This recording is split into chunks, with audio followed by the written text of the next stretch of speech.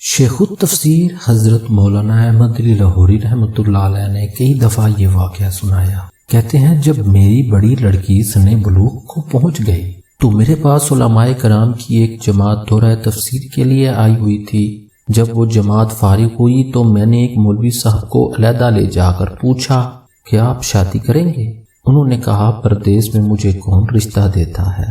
میں نے کہا کہ میری بیٹی ہے، اگر آپ راضی ہوں تو ابھی نکاح کر دیتے ہیں، ورنہ اس بات کی تشہیر نہ کرنا۔ مولوی صاحب راضی ہو گئے۔